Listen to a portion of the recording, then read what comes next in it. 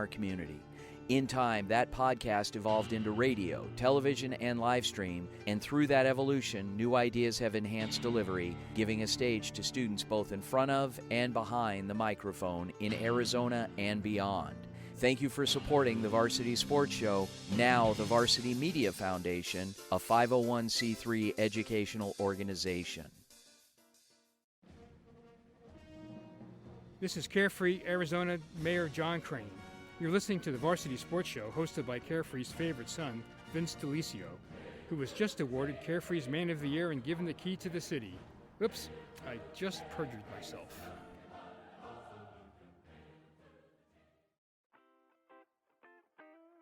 The Angry Crab Shack in Tempe, with an experience so good it remains indescribable, with something for every seafood lover. Try one of their amazing custom seafood boils, sandwiches, appetizers, and salads. Angry Crab Shack Tempe is located east of I-10 on Warner Road, 480-674-3847. The Angry Crab Shack in Tempe. Come ready to eat.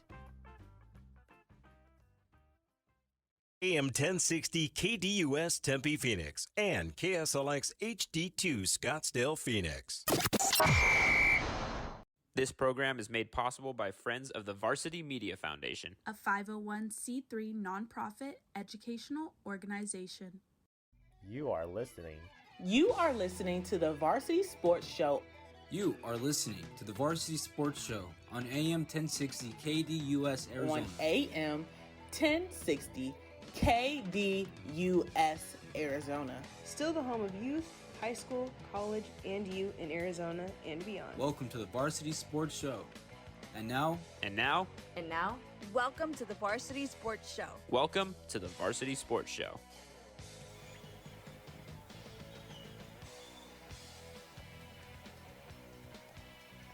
Good morning and welcome to the Varsity Sports Show. My name is Olivia Herzberg and we are live at the Arizona Humane Society located here in Phoenix, and I am joined with Brett Lipinski and Vince DeLisio. How are you guys doing?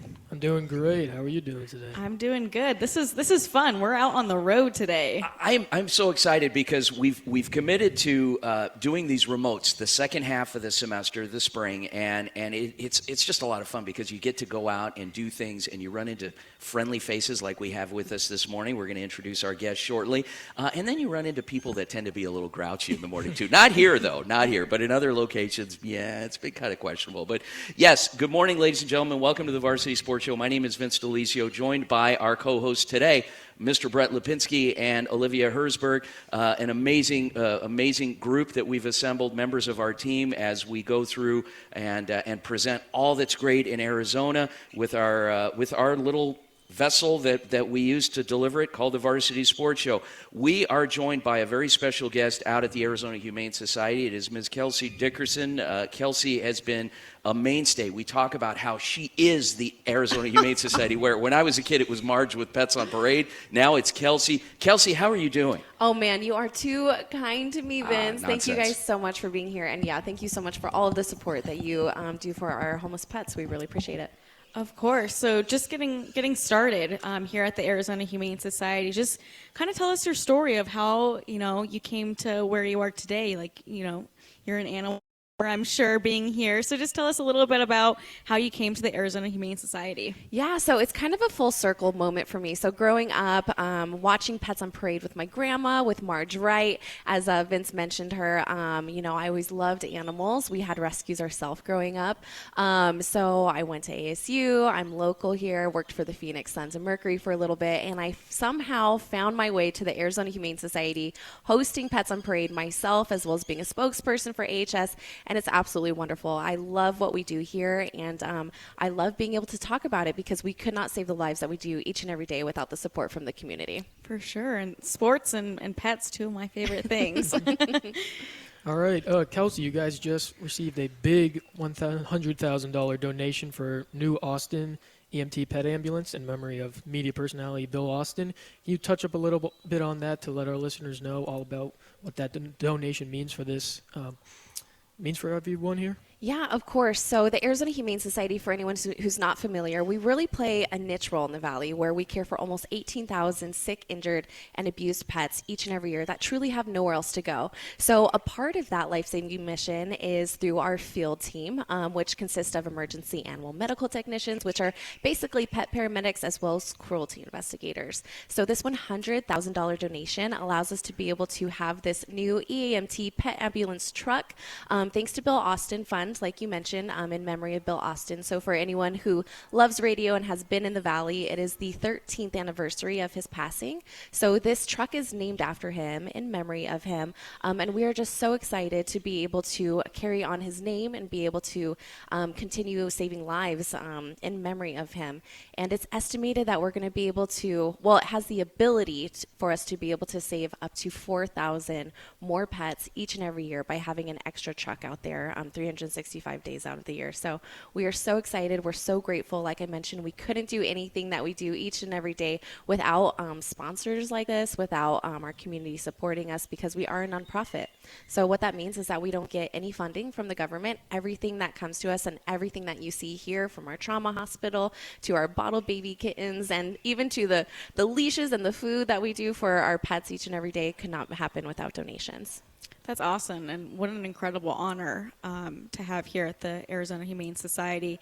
Now, we were talking a little bit before, so I'm sure with any, humane society, there can be an issue with, overcrowding, and there's so many pets that we always want to help and save. So what is the Arizona Humane Society doing to counteract that? Yeah, of course. I mean, there are so many reasons right now that not just the Arizona Humane Society, but shelters throughout the Valley and shelters throughout the country are truly overrun with animals. Usually the wintertime is when we say, quote unquote, that it's our less busy time, but we really haven't seen those numbers drop. And right now we are in negative capacity in our trauma hospital. We also have dozens of pets waiting behind the scenes that are ready for adoption, just sitting in a kennel, because we have no space on our adoption floor. So you have to get really creative when it comes to spacing. So obviously our foster heroes are a huge way for us to be able to create more space and be able to expand the walls of our shelter. But they are definitely overrun as well. And when we have these available pets sitting on the floor, we need to be able to get them out, because we can't save more vulnerable pets here in the Valley without having a place for the pets that we already have. So we are so thankful. We are able to do an adoption special that is happening today and tomorrow only, where all of our adoptable pets that are 1 year or older have totally waived adoption fees. So you can visit azhumane.org/adopt to be able to see all of our amazing pets that are looking for their forever homes. If you've been thinking about it, this is your sign to come adopt, because when you're adopting a pet, you're not just saving the life of that pet, you're also allowing us to be able to create that much needed kennel space, so that way our EAMTs and our other frontline life-saving folks, sorry, I had a little brain fart, it's a little early today, are able to continue bringing in more sick and injured and even abused pets. So we really hope you guys can come down. It's both of our locations, but there's so many ways that you can help AHS. For sure, definitely come out and help. Yeah, backing off that a little bit, speaking of coming out and help, I notice you guys have plenty of options for the community to get involved. You have some youth programs, you can become a volunteer. Can you touch up a little more on how the community can get involved? Oh my goodness, yes. There is no shortage of ways that you can help the homeless pets that we care for each and every day. Of course, we know that adopting is a lifelong commitment. So if that's not quite right for you or your situation or your family, there are so many ways that you can help us. Like you mentioned, it's almost summertime, so we have our youth camps coming up. So that's a great way for your students or for your young ones at home, ages 5 to 17, to be able to kind of see what the Arizona Humane Society is all about, and also explore maybe they want to go into the animal welfare world when they grow up, or even they're just pet lovers and they want to learn more about them. So you can visit azhumane.org/camps. That's absolutely a wonderful program. There's so many things happening throughout June and July, but there's a lot of different ways that you can directly help our pets. Like I mentioned earlier, donations are huge. We are a nonprofit, and we have an operating budget of about $26 million to be able to continue saving these lives. We have our beautiful South Mountain campus here, but our trauma hospital and specialized ICUs are at our Sunny Slope campus. So, of course, we need any donations, but that's not just monetary. We have our thrift stores that you can donate. You can also donate, food, toys, treats. It is bottle baby kitten season, too. So there's a lot of different things that you can donate for our littlest neonates, some of our orphan and underage kids. But fostering, I mentioned fostering earlier, so that allows us to really be able to expand the walls of our shelter. Last year, at any given time, there was about 1,000 pets just in foster homes. That doesn't even count the animals that are ready for adoption or the animals that are on site being treated in our trauma hospital. So you can sign up to be a foster hero. It's super easy. We provide everything that you need, from the medical care, medication, food, even training if you need it. You can visit azhumane.org/foster.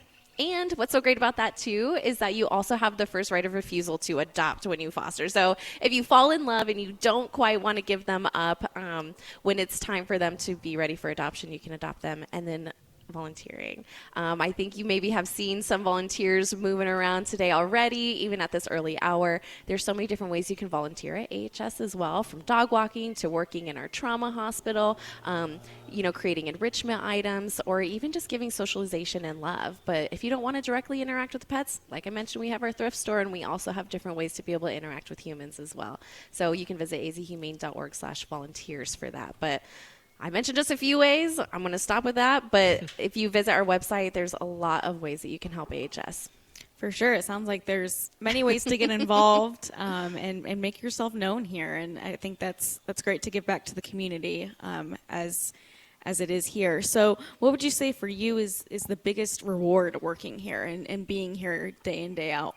Yeah, we talk about, we're all pet lovers, obviously, but the really unique role that AHS plays in being able to care for these pets that truly have nowhere else to go, or that other shelters just don't have the ability to treat, whether it's medically or behaviorally. We see a lot of these pets that come in and you're like, how are they alive? Mm-hmm. Or how are they even existing? They're shy, they're shut down. Being able to see that transformation, not just physically, but also mentally as well, and then eventually being able to see them go into their forever home when they were essentially a lost cause before they came to us. And just being able to give them that love and that care, and being able to not only help them, but help the people as well. So in addition to adopting, being able to keep pets in their homes with pet resources, and different things that we do throughout the community to ensure that we try to reduce the pet overpopulation as well as needless euthanasia in our community. So I just absolutely love seeing these transformations. I love being able to see the light come back into the eyes of our pets and seeing them go to loving homes. I do have a question, Kelsey. Speaking of that topic of a light in their eyes, and there's something special about shelter animals. Mm-hmm. Like they're almost, and again, we tend to humanize things, but our pets, our two dogs are family to us, mm-hmm. and we even have a couple tortoises. I don't know if you adopt tortoises here, but anyway, we have a couple tortoises. But they're very humanized to us, and so what is that feeling like, particularly that you notice with these pets, that when they know they're going home with somebody? What is that like? Oh my gosh, it is so heartwarming, and truly, when you get to know these pets, that they have their own unique personalities and their own quirks, and they do have emotions, in my opinion. I know that there's a lot of different schools of thought out there, but when you see these animals and you see how they bond with you and how they learn to trust and how that they're able to really open up out of their shell, and you see them become a happy, healthy pet, it's absolutely incredible. And yeah, you know what? We have a lot of adoption pictures where maybe a pet hasn't smiled at all, and they have this big, huge smile. Big smile. It's a smile. Yes, yeah, they're on their yeah. freedom ride. Their pictures at home. We don't always get updates from when they're in their homes, but when we do, it's absolutely incredible. And it's not just these pets really showing who they truly are in their homes and being big old snuggle bugs, or being really funny and doing weird things that you wouldn't necessarily think, but it's so adorable because, we all know that our pets are just so funny. It's just absolutely amazing. And it's truly what continues to let us come here each and every day, because there are hard days. As you can imagine, we can't save them all, but we try our best. And even if a pet can know love and what it means to have a loving hand and just someone to care for them even for a minute, then that makes it all worth it. All right, guys. So here it is. So straight from Kelsey Dickerson. If you guys need an additional family member, if you're a young couple and you're not sure about dipping your toe in the water about having kids, adopt a pet. It's a good start, and who knows, you may adopt another. But Kelsey Dickerson, we're going to let you get back to work. We're going to be here the rest of the morning. We look forward to having you on again, and thanks so much for accommodating us and letting us be a part of this special day. Of course. Thank you guys so much for having me, and thank you guys so much for spreading the word about what we do. All right, guys, when we come back from the break, we're going to be joined by Desert Mountain baseball coach Ryan Dyer on the Desert Mountain Baseball Report here on the Varsity Sports Show. Don't go anywhere, guys. Thanks again for joining us. We'll be back. Go Varsity.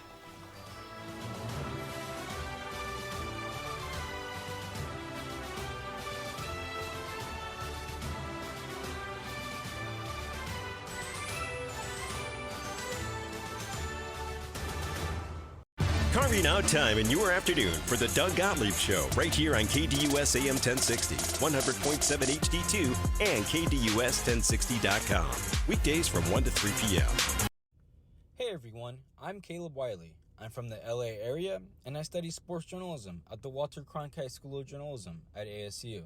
From being the sports editor at my high school to being a broadcast reporter for Cronkite News, I like to say I bring a nice versatility to the show. Whether it's in front of the camera or behind the scenes, can't wait to bring you guys high school sports content on the Varsity Sports Show. See you guys there.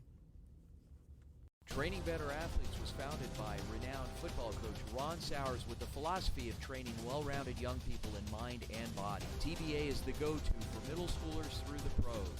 Coach Sowers has worked with all sports but specializes in football offensive and defensive line skills training. Whether it's one-on-one or group training, reach out to Coach Sowers at trainingbetterAthletes.com or call him at 602-435-9064. You can't cheat the grind.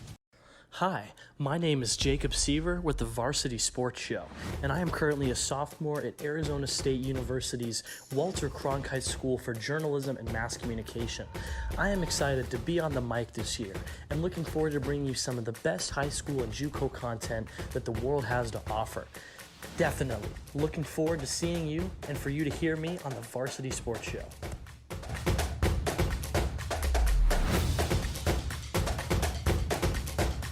SB Nation Radio is now Sports Map Radio, keeping sports content fresh and fun. Join us right here on KDUS AM 1060.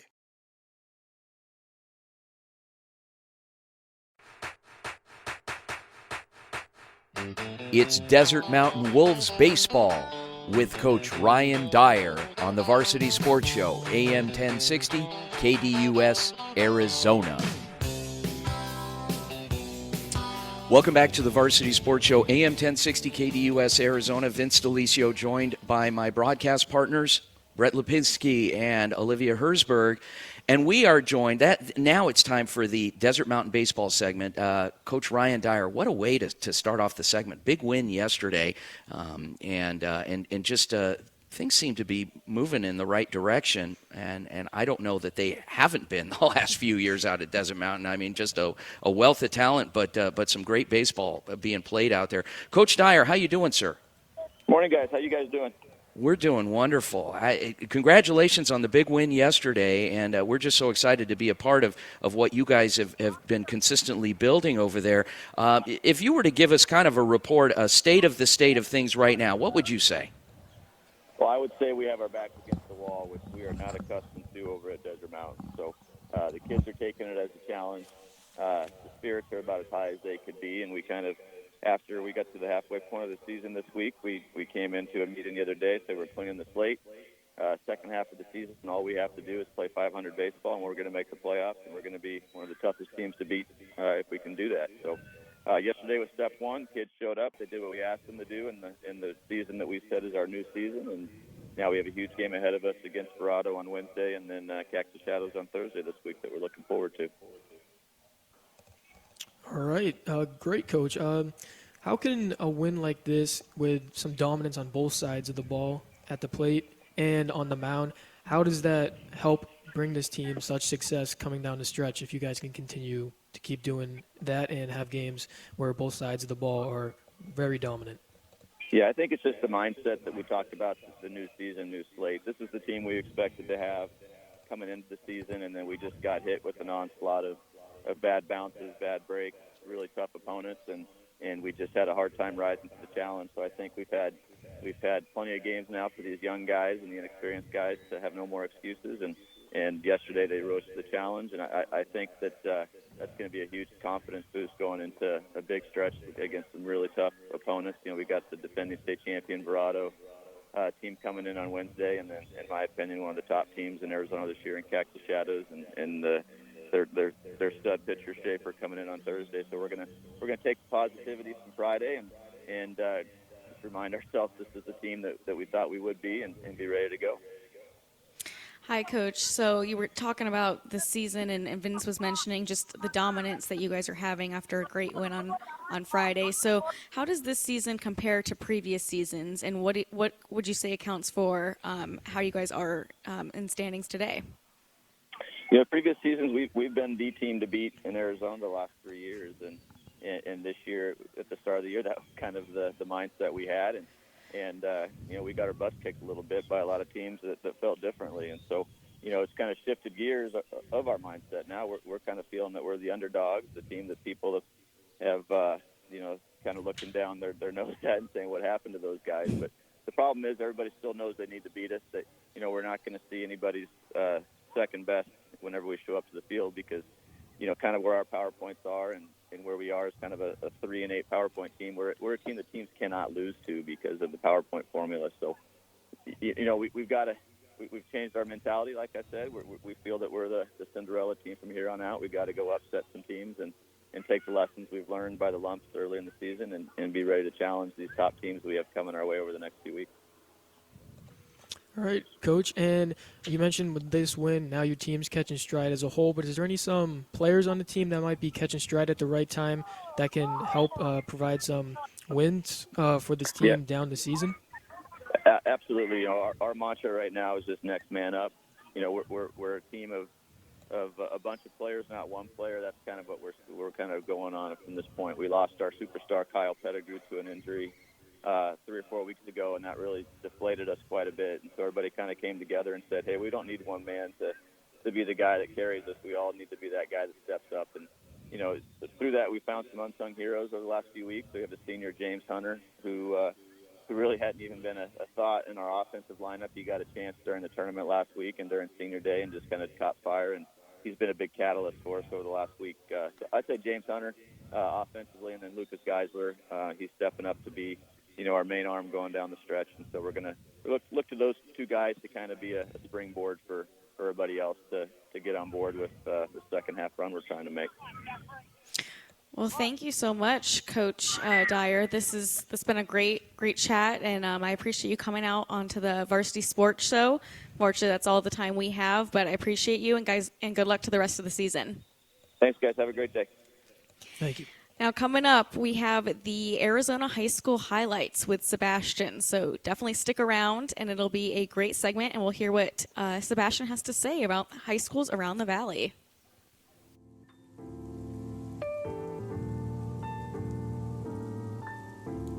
Good morning, Arizona. Welcome to the segment presented by the Varsity Sports Show that features high school highlights from the Valley. Sebastian has some special news for you. Let's see what's in store today. Hello and welcome back to another episode of ASKI High School Highlights from the Valley. It's a new week with new highlights as I bring in two incredible games of softball and baseball. For softball, we have Willow Canyon against Centennial, and for baseball, we have Gilbert against Highland. Here we go. First off, we have Gilbert rallying against Highland in 10 innings. Gilbert nearly blew a 4-1 advantage in the first inning when Danny Hess's game-winning ground rule double with no outs in the 10th inning came to the rescue. The decisive run was scored by Hesse, who went 2 for 5 on the day for the Tigers. Cooper Foster, a center fielder who hit 5th, was that standout. Foster collected 4 of Gilbert's 11 hits, including 3 singles and a leadoff double in the top of the 10th inning, which came before Hesse's game-winning hit. Foster and Hesse were joined by Ty Sprague in games with numerous hits. Sprague had a 2 for 5 record. Both third baseman Grady Pratt and outfielder Brophy Klenner had multiple hits for Highland. There is no victory without pitcher, as Gilbert's left-hander Justin Parks delivered a 4-inning shutout with allowed only one base runner. That resulted in the correct momentum for Gilbert to relieve that victory. Last but not least, we have the 2-10 defending champions Willow Canyon defeating Centennial by a tally of 11-1. Only 3 balls were able to get past the infield thanks to Calais Bauer's screwball. The senior was supported by her team's 12 singles and second inning 6-run outburst. The pivotal shot in the inning came from number 8 hitter Kylie Bearden, who homered twice. The game looked poised to end early, but Riley Moncrief of Centennial had other ideas. The junior reliever came on in the second inning and used a variety of speed-off pitches to confuse Willow Canyon. It worked for a moment, but Willow Canyon figured it out and scored in the 5th, 6th, and 7th inning to end the game. That's all for my participation for the week. Thank you for listening and have an amazing varsity day. Hello, sports fan, as you're listening to the NIA Sports Report coming from Varsity Sports.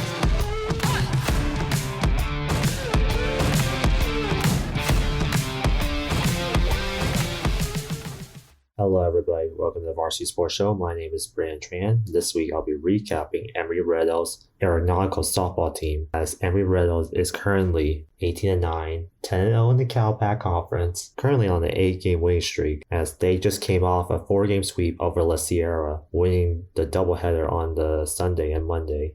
As it starts off in Game 1 of the doubleheader, when Vanessa Blink threw 5 innings with 6 Ks, throwing a complete game shutout, the Eagle would end up winning 8-0.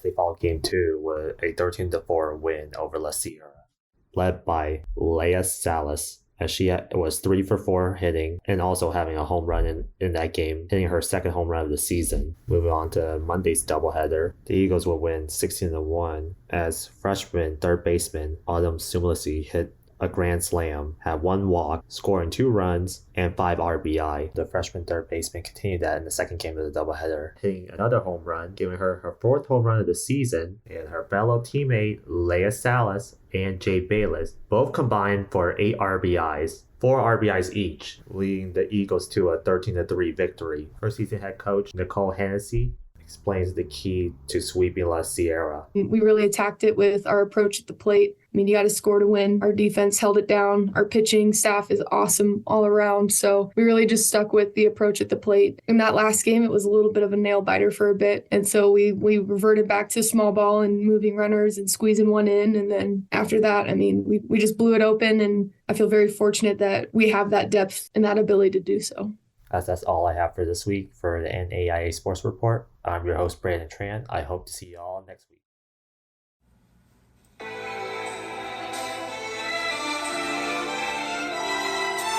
It's more than just a game. Sit back and relax for a global overview of sports and sports cultures, games around the globe, and coverage of countries worldwide. Welcome to Around the Globe with Maya Denise Gaskin. Good morning, Arizona. This is your host, Maya Denise Gaskin, with another segment of Around the Globe. Today, we've got 2 stories that have been making waves in the sports world. Let's dive right in. Our first story takes us to the world of basketball. The Tokyo Olympics might have ended a few weeks ago, but basketball fans are still buzzing about the gold medal match between the United States and France. In a major upset, France defeated the heavily favored American team 83-76, marking the first time that Team USA had lost an Olympic basketball game since 2004. While Americans were missing some key players such as LeBron James and Steph Curry, there's no doubt that this loss will be seen as a shock to basketball fans around the world. It'll be interesting to see how Team USA bounces back from this defeat in future international competitions. Now, let's move on to our second story. Cristiano Ronaldo recently made headlines by returning to Manchester United, the club where he first rose to fame. Ronaldo, who had been playing in Italy, signed a 2-year deal with the English club, much to the delight of fans around the world. The move is seen as a major coup for Manchester United as they look to challenge for the Premier League title this season. It will be fascinating to see how Ronaldo fits into the team's system and whether he can replicate the kind of success he's enjoyed throughout his illustrious career. Thank you so much for tuning in to another segment of Around the Globe on KDUS 1060. I'm Maya Denise Gaskin, your host, and until next time, Arizona, have a beautiful day.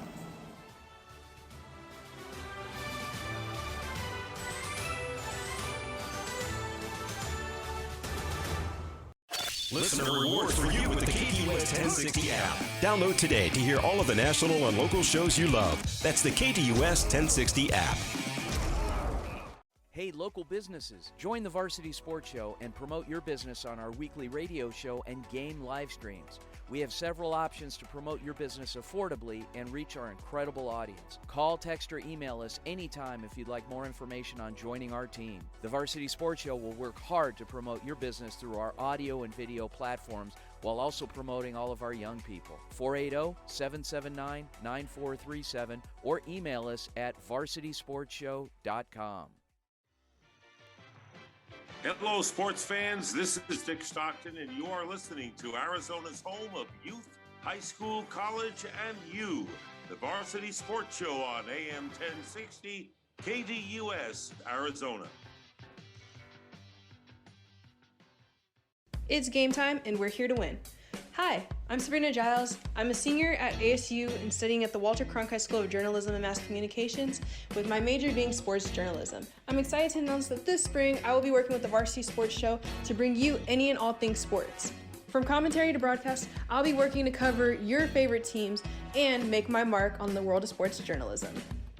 Hello, my name is Hannah Pettiferry, and I am currently a student at the Walter Cronkite School of Journalism and Mass Communications here at Arizona State University. I am beyond excited to be joining the Varsity Sports Show this spring. Growing up, I have always played sports, and now I cannot wait to be able to study, analyze, and commentate on the sports that are being played this season in Arizona.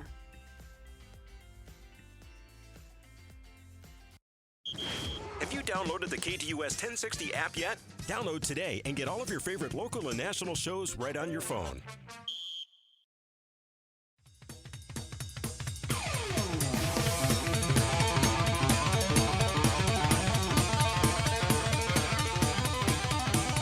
Hi, everyone, and welcome back to the Varsity Sports Show. I'm Olivia Herzberg, joined here with Brett Lipinski and Vince DeLisio. And this hour is very special to me as I get to have a guest on the show. And my guest today is Nick Sherrill. Nick, are you on? I am. Hi, Olivia. How are you doing this morning?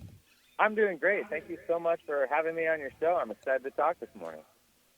Well, we are so excited to have you. So starting off, just introducing yourself, you are the host of a podcast called Nick's Vancast. Can you tell our listeners a little bit about how you got started and what all it entails?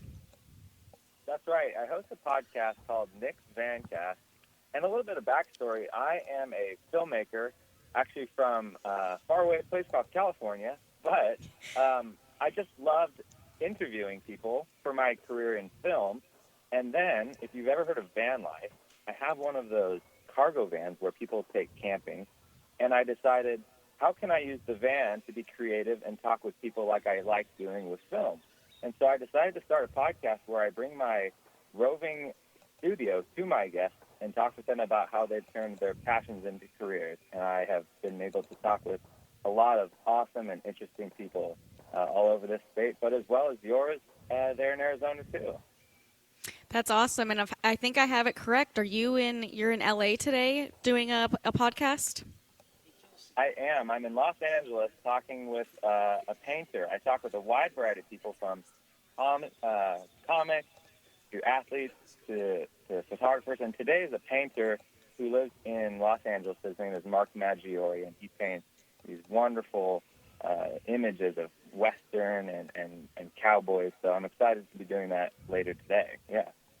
That's awesome. And so often in media, we always, face our obstacles. And like you were saying, being a podcast that is essentially on wheels, what are some obstacles that you've ever had come your way? And the same way, what is your favorite part about having your podcast on the go? That's a great question. One of the challenges is, just making sure all of your equipment is up and running, because with a mobile podcast, you're not able to necessarily plug into a conventional wall outlet.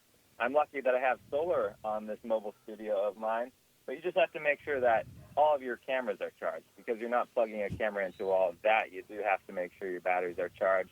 And then again, it's just finding a place where you can park your mobile studio. I've had some fun stories about, okay, maybe we're on a hill and you don't want your guests to fall off the stair in the mobile studio. So you just want to make sure you do your research, make sure you're all prepared to bring the studio to your guests for a fun conversation. And then my favorite part really has just been the wide variety of people I've been able to have on. You know, having a variety show, if you will, means that I get to talk with people who are in so many different professions, but one thing always remains the same, is that these people have worked so hard at something without a monetary goal in mind, without fame in mind. They've just worked hard at their passion. They've gotten so good at their passion where they've been able to make a living off of it, and in doing so, connect with people too, and I just love sharing their inspirational stories. Like you said, you have had a lot of amazing guests on, just from, artists like you're visiting today to sports to athletes. And for specifically us here in Arizona, you have your own kind of connection for all Diamondback fans. Can you tell us a little bit about who you know on that team and what projects you've gotten to work on together? Yes, it's actually such a fun story. For most of your listeners, they will be fondly aware of Tyler Gilbert's first start in the Major League no-hitter appearance. And Tyler and I actually grew up together in a small town in the Santa Cruz Mountains called Felton. And, it's been amazing to play with Tyler and then see his dreams realized, getting to the Major League, and then having this incredible story of throwing a no-hitter in his first start. It was just unreal to witness. And so in the off-season, after that 2021 season, I said, Tyler, we've got to get together and talk on the Vancast.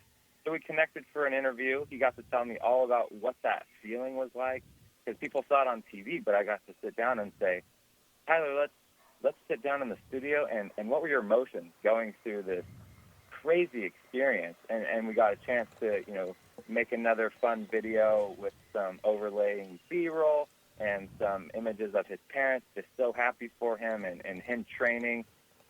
So that was just a really wonderful experience. And so, that's a fun connection that I have to some sports there in Arizona. And so, it's been incredible to watch, and this has given me the opportunity and a channel to sit down and just get further inspired by Tyler, for sure. For sure. And you do a lot of outside work, whether it be like videography or photography, just going around. And is it true that you got to film his wedding for him? I did. Actually, back in November, I was in Hawaii filming Tyler and his now wife, Caitlin's wedding in Kauai. And so it's just a wonderful opportunity. You put yourself out there to talk with these people and make connections. And you don't have anything other in mind than just to learn from them and to hear what makes them successful, and then you get opportunities to film a wedding in Hawaii. So it's really amazing, all the opportunities that come if you just put yourself out there and just are willing to listen to people who have kind of paved the way in a lot of different ways. And so that was a really fun wedding to film. Will you be switching to wedding videographer, or are you going to stick maybe more so with the podcast? I don't know. I think I like the podcast a lot. The wedding was really fun, but I have found that, while weddings are all very unique and very different in a lot of ways from location to what they offer, I think I definitely want to be able to put more of a hand in creativity than having to go, okay, now it's the cake, now it's the dancing. Don't get me wrong. It was a fun time. And Tyler, if you're listening, a beautiful wedding, but I think I'm going to stick with podcasting for now. Well, I must say that you are just incredible with what you do, and getting to know you and see your work has just been truly incredible. So I want to thank you so much for coming on the show. And everyone, be sure to follow Nick on social media at Nick's Vancast and tune into his podcast. They're really something special and certainly unique. So, Nick, thank you again so much for taking the time. Thank you so much, Olivia. Have a great day. I look forward to listening to the rest of the show and having more of your fellow Arizonans on the Vancast. Thank you. And up next, we have Alexis Assist coming up on the show. Stay tuned. Welcome to Alexis with the assist. Not like the NBA all-time leader in assists, John Stockton, but better. I am going to be assisting you with basketball nuggets so you'll have one up on your friends the next time you guys talk sports. It's a new week, and that means it's time for new basketball news. This week, the topic on everybody's mind has been March Madness. This year, the topic of conversation has not been the men's tournament, but actually the women's tournament. This year, the world gets to see LSU, Virginia Tech, South Carolina, and Iowa go hard for the heaviest crown of them all. Not only is the gameplay important, but the footwear worn to get these buckets is equally important. Let's go back and analyze some of the first WNBA sneakers to ever hit the market. While playing with the Comets, Sheryl Swoop was the first WNBA player to ever get a signature shoe. Nike Air Swoops has models from 1 all the way to 7. Swoops is the only WNBA player to reach the point of 7 models. Her shoes were carried in stores from 1995 all the way to 2002. Next, we have Rebecca Lobo. Now, she decided to sign with Reebok, and the model that she went with was pretty simple. She wanted to go ahead and just go for a white model with just slight hints of navy. This kind of also transferred over to her style of play, simplistic, but still very, very informative and still impactful. She also used something similar to 0.5 that we're using on our iPhones right now to really simulate and show the details of the shoe. So in the advertisement, you see a smaller Rebecca Lobo, and then the sneaker is very enlarged, almost 3 times the size of what the sneaker would look like.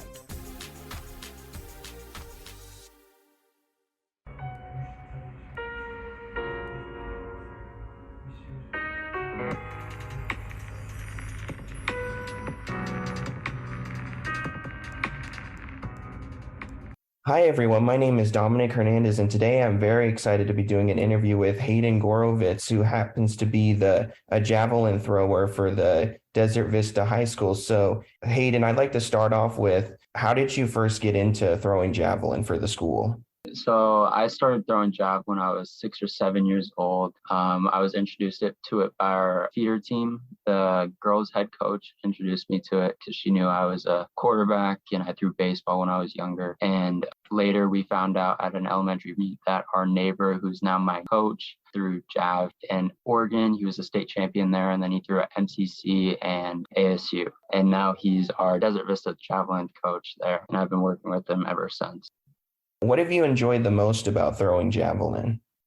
Definitely, it's like an outlet to me right now. So I've definitely gotten away from things while throwing jav. And it's also like an individual sport and a team sport. So I get a little bit of both. I get to be on my own, and then I also get to be a part of a big team. So definitely love that. So you just gotten the state record now with throwing javelin. Just tell me about what the experience was like getting that record.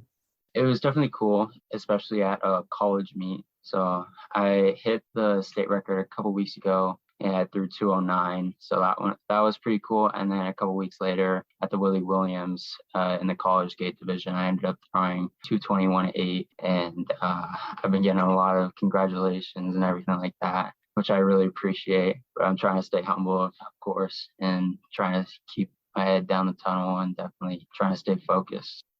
What do you find uniquely different about javelin compared to the other events in track and field? Yeah, so jav is only in like about 20 states across America. So it's definitely rare to see a javelin thrower, and especially one who's been throwing for so long. Definitely surprises people for how long I've been throwing. Lastly, what can we expect from the rest of the season? So this season, I am hoping to go 230 plus. I leave for Texas tomorrow morning to go throw at Texas Relays, and then I'm gonna take a big break, like 2 or 3 weeks off, and then I'm gonna jump right back into it right before state, and then I'll end up going into summer. I'll end up going to a couple clinics hopefully, and then nationals, and then Jav Fest as well. Well, that's all the time we have for today. I'd like to thank javelin thrower for Desert Vista High School, Hayden Gorovitz, for doing this interview, and good luck on the rest of the season. Thank you. I appreciate it. Thank you for listening, and have a great day. Welcome back to the Varsity Sports Show live from the Arizona Humane Society for a very special event today. And we're joined by pet paramedic Andy Gallo. Andy, you were telling me off mic that you've been here for 17 years. I bet you've seen and done a lot. But let's talk about this big rig that you guys just had donated here. Yeah, I've been here 17 years. I've seen a little bit of everything. We're incredibly honored to get this new truck. We're always looking for another vehicle because we'll have maybe an extra driver, but such an overload of calls that we don't, we have to double people up and just try to get through them. Yeah. So this extra truck is actually going to pull us out of a lot of holes. We'll be able to pick up more calls. We'll be able to grab more ambulance calls earlier instead of just a tiny bit later than we'd like. So what are some of the, because this is, essentially we're looking at $100,000 here. This truck. Yeah. And it's a Ford of all things. It's a big deal, yeah. It is a big deal. It's a beautiful rig, but what makes this thing different? Obviously, you've got the compartment in back where you can, put strays and even maybe small children. And what else can you put in there? Well, the good part about this truck is we were able kidding, guys. Don't call in and complain. Go ahead. We were able to get larger kennels on this one so we can get bigger dogs. We've actually put calves, like baby cows, on our trucks before, Great Danes that are the size of a car. So having larger kennels is a big deal to us, especially with hordes when we've got to get more cat kennels on the truck. We can actually put more cats into one kennel as long as they're from the same home. So having these larger kennels on a truck is going to be a game changer. And I think these are the largest kennels that we have on any of the trucks on this truck. So the people are going to be fighting for this one. Oh my gosh. But you probably have first dibs on this thing, right? I do. I'm here earlier than anybody else. Okay. And I can grab the truck that I want. So yeah, I'll be taking this one with me. Wonderful. All right, Andy Gallo, a longtime pet paramedic. This is the guy that you don't necessarily always want to see, particularly if it's a bad situation. Yeah, absolutely not. Yeah. But Andy, thanks so much for joining us, and congratulations on this beautiful donation here. And guys, stick around. We're going to continue on the rest of the show here live from the Arizona Humane Society. A lot of great stuff happening here. Vince joined by Brett and Olivia. We'll be right back after the break. Go Varsity.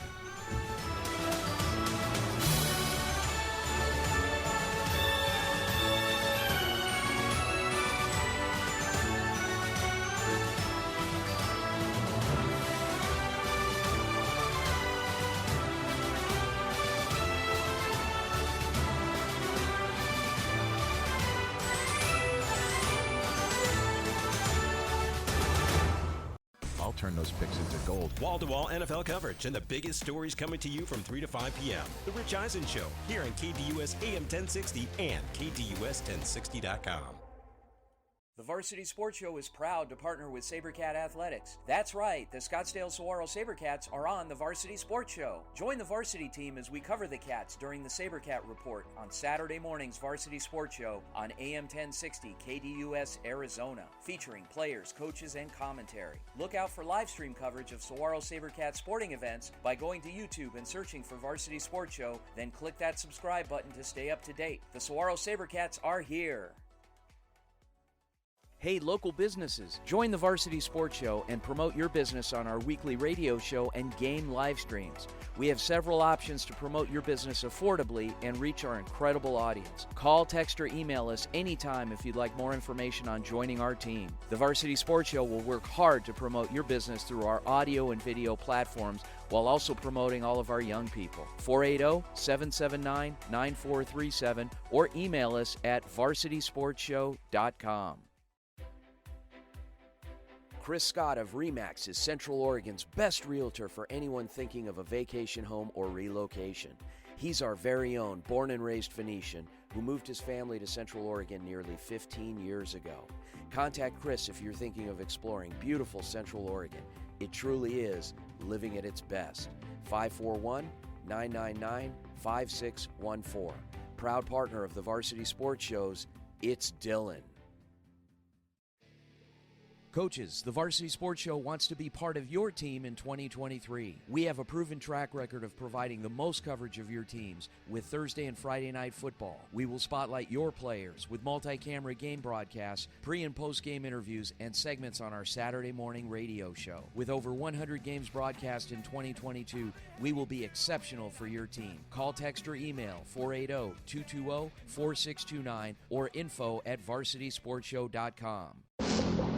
Check out the Doug Gottlieb Show, Monday through Friday, 1 to 3 p.m., right here on KDUS AM 1060.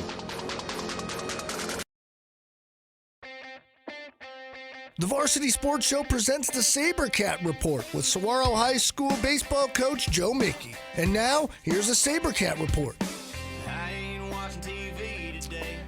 Welcome back to the Varsity Sports Show, AM 1060 KDUS Arizona. Vince DeLisio, joined by my co-hosts out at the Arizona Humane Society. We're joined by Olivia Herzberg and Brett Lipinski.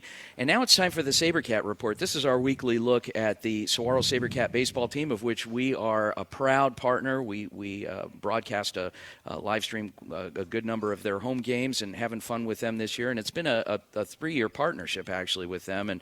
And the guy that's kind of manning the helm, if he wasn't such a nice guy, I wouldn't be able to say this to him. But Coach Joe Mickey, Coach Mickey, do you even need to coach this team? Oh, man, I hope so. I don't want to be out of a job just You got us all fooled, Coach. These guys are just playing lights out. What's going on out there? Just a lot of buy-in. Honestly, the team chemistry is great. You know, you try to just really build that culture of playing for the guy next to you and truly buying into the family dynamic, and I think we're seeing that unfold. And when you're doing that, it's rooting for the guy next to you and pulling for him and pushing him to be better. And those things are all just coming together in spades for us this year. And it's fun to watch, truthfully, as a coach. When you're putting a lineup card together, they do make your job easier and harder because whatever number you're calling, everybody's just stepping up and doing their job. Hello, Coach. So big win on Thursday against Arcadia, but also a nice 4-game stretch you have going right there. How big has this 4-game stretch been to carry momentum going in towards the playoffs? I love it, Brett. Yeah, these are big rival games. Arcadia is a Scottsdale rival school, and those are always fun to win. You know, they're a well-coached team over there, and so you're definitely trying to just prepare one game at a time. But this 4-game stretch has really set us up for a great run at a region title, which is one of the goals we set at the beginning of the year. We try not to look too far ahead and just the day in front of us. We want to know 1% better each day, but you're seeing a really good thing unfold with this 4-game stretch, which is confidence. And when you start believing in what you're doing and you're seeing the results, I think we just can attest that we believe, and that's a great problem to have when you're competing every day, regardless of the score, that we're not out of a game. Coach, you were talking about the team camaraderie of how all these guys work well together and are able to propel you guys to such success. Talk a little bit about those star players that really help bring you guys the wins that you need to hopefully see the playoffs in the future. No, I love talking to them all, and I'm going to probably leave a few out. But, I mean, from our top, Cam Caminetti has been swinging a hot bat, a couple home runs in the last couple games. Just a highlight player. And right behind him, I mean, we've had Billy Gregory and Cade Schumart pitching well for us. Christopher Margarella been closing games for us. Catching has been Louis Busseri, and we get Grant Murray coming back, and Tanner Nelson's been catching his groove a little bit in the middle there, and Cam Schmidt, middle of our order, all the way down, and Xander Bradspis, the freshman who's pulling his weight, and defensively guys who aren't getting a ton of at-bats but playing good defense, Santiago, and so Donovan Davis. I mean, the beautiful part about it is I'm probably even leaving a couple guys off. It's just everybody's really just buying into their roles, and that's what you want to do on a team is it takes a group of guys playing together as one and watching good things happen. So it's fun to see their success on the field because you know how hard they work in practice and get better each day, and that's what you want to see for them in the program. All right, and Coach, a lot of down the stretch, you're going to be facing the same teams multiple times. What are you going to preach to your players to make sure they stay focused and don't take any games lightly and finish out the season very strong? No, that's a great call. It's just honestly not overlooking anything, right? We don't want to get too far ahead of ourselves, and And that's the humbleness to the preparation. The competition factor is anybody on any day, especially in high school athletics.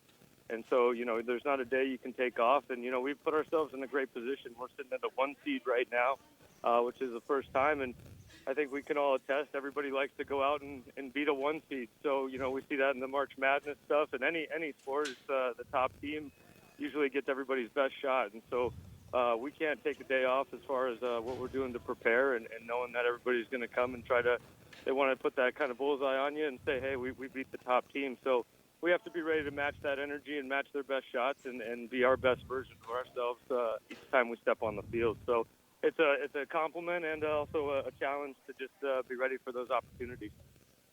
Well, Coach, it sounds like you guys have had a lot of success thus far in the season, and all of us here from the Varsity Sports Show are wishing you even more success with the games to come. So thank you so much, Coach. Mickey from the Saguaro Baseball, thank you for joining us on the Varsity Sports Show. Thank you guys so much, and always appreciate the coverage. You guys are doing fantastic and much appreciated. Of course, and coming up is the Ref Spotlight with Caleb. Stick around. That's the sound of the beast. Whoop, whoop. That's the sound of the police. Whoop, whoop. That's the sound of the Welcome to the Ref Spotlight with AIA basketball official Caleb Wiley breaking down plays and rulings. Good morning and welcome to another Ref Spotlight on the Varsity Sports Show. I am your host, Caleb Wiley. And this time I want to talk about probably the most judgment call there is in basketball. I want to talk about the difference between a charge and a block. Like I said, this is the most judgment call that a ref has to make in a basketball game because there is a lot of gray area here, and everything is so fast-paced. It's super hard to get 100% everything correct. So number one, if the defender is in the restricted area, that means a little circle inside the paint in front of the rim, that's automatically a block, so that's easy. And then another big thing is the defender in LGP.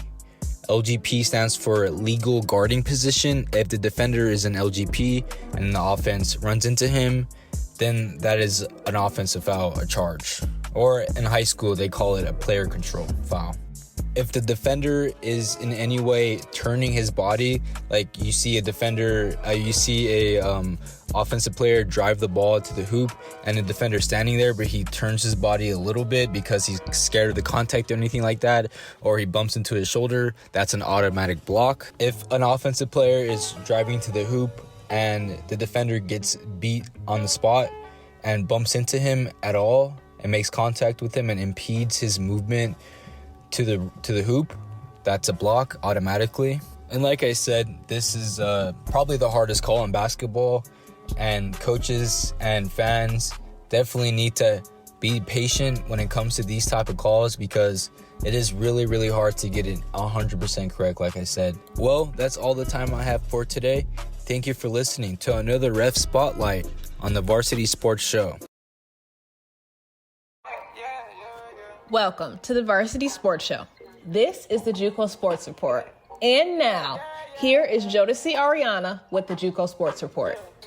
Welcome to the JUCO Sports Report. I am your host, Jodeci Ariana. Track and field teams within the ACCAC competed at 4 outdoor invitationals to determine who will compete at the ACCAC Championships. The 4 invitations were the Cody McBride Invitational at Paradise Valley Community College, the GCU Invite at Grand Canyon University, the Mesa Multis Invitational at Mesa Community College, and the Willie Williams Classic and Dave Murray Distance Carnival in Tucson, Arizona. The ACCAC Championships were hosted by Glendale Community College. 57 JUCO athletes had qualifying marks for the ACCAC Outdoor Nationals. Additionally, 8 relay teams had qualifying marks. JUCOs such as Central Arizona, Glendale, Mesa, Paradise Valley, and Pima Community College all had students that participated in nationals. Central Arizona College men's track and field had 7 men compete at the ACCAC Outdoor Nationals. Central Arizona women's track and field had 5 women qualify. Central Arizona College women's track and field had 2 relay teams compete. Glendale Community College men's track and field had 2 students compete at the ACCAC Outdoor Nationals. Glendale women's track and field had 1 woman qualify for nationals. Glendale Community College men's track and field had 1 relay team qualify. This is the JUCO Sports Report with Jodeci Ariana talking about the participating schools of the ACCAC Championships. hosted by Glendale Community College. Mesa Community College men's track and field had 12 men qualify for nationals. Mesa women's track and field had 9 women qualify. Mesa Community College men's track and field had a total of 4 relay teams qualify for nationals. Paradise Valley Community College men's track and field has 7 men compete at the ACC/AC Outdoor Nationals. Paradise Valley women's track and field had 5 women qualify.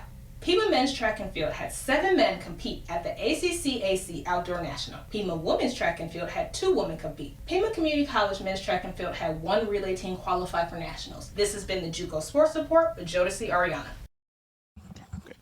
Welcome back to the Varsity Sports Show. Guys, what an amazing, amazing morning. We are out at the Arizona Humane Society. Olivia, what do we have coming up next? We've got so much more coming up in hour number 2. We've got Hustle with Houston, some Coaches Spotlight with Sabrina, and so much more. So definitely stick around as we hit the second hour.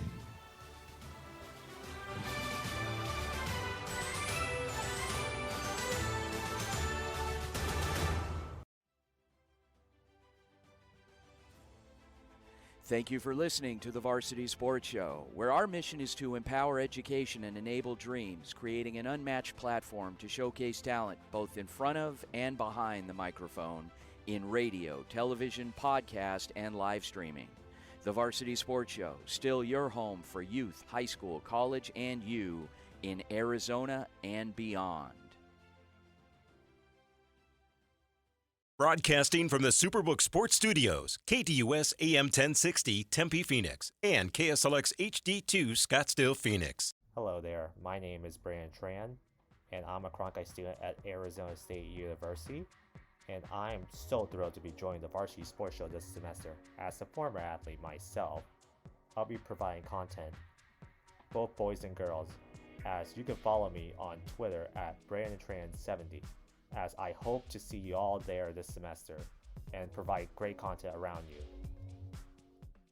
Hey, local businesses, join the Varsity Sports Show and promote your business on our weekly radio show and game live streams. We have several options to promote your business affordably and reach our incredible audience. Call, text, or email us anytime if you'd like more information on joining our team. The Varsity Sports Show will work hard to promote your business through our audio and video platforms while also promoting all of our young people. 480-779-9437 or email us at varsitysportshow.com. In 2019, the JV Sports Show podcast began with the idea of spotlighting young people in our community. In time, that podcast evolved into radio, television, and live stream, and through that evolution, new ideas have enhanced delivery, giving a stage to students both in front of and behind the microphone in Arizona and beyond. Thank you for supporting the Varsity Sports Show, now the Varsity Media Foundation, a 501c3 educational organization. Hello, this is local voiceover model and former Daddy Yankee stunt double, Mario Malaby. Be sure to DM us your questions for Ask Lucas on Twitter. And you are listening to the Varsity Sports Show on AM 1060 KDUS, Arizona.